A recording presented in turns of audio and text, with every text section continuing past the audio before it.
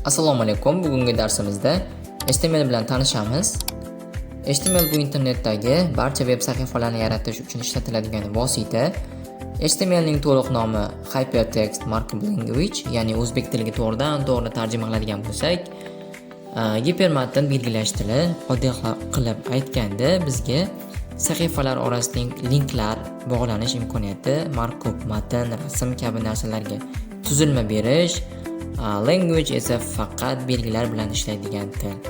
Lekin dasturlash olamida HTML til sifatida qabul qilinmaydi. Nima uchun HTML dasturlash olamida til sifatida qabul qilinmasligini birozdan so'ng batafsilroq ma'lumot beramiz.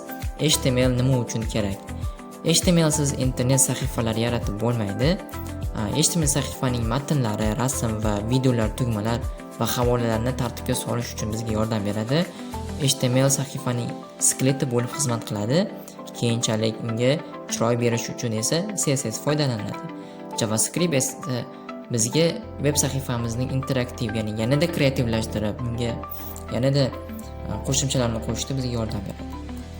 HTML ni kim va qachon yaratgan? HTML 1991-yilda Tim Berners-Lee tomonidan yaratilgan bo'lib, uning maqsadi internetda hujjatlarni qulay va tez ulashish edi. Bugungi kunga kelib barcha mashhur saytlar, masalan Google, YouTube va Instagram HTML yordamida qurilgan. HTML dasturlash tili emas. Nega?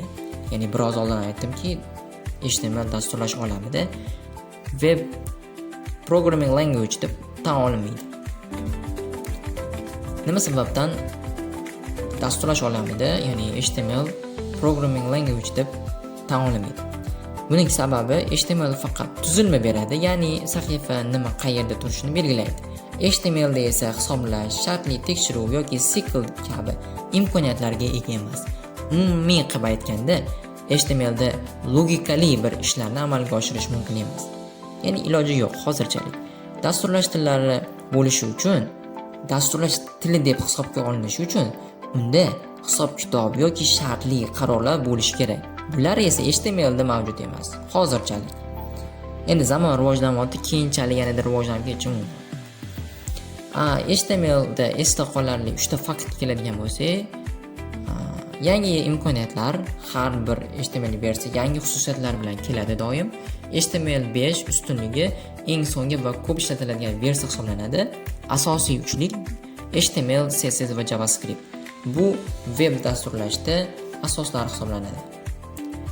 Bugungi mavzuyimizni biz umumlashtirib, ya'ni xulosalaydigan bo'lsak, HTML oddiy va kuchli vosita bo'ladi.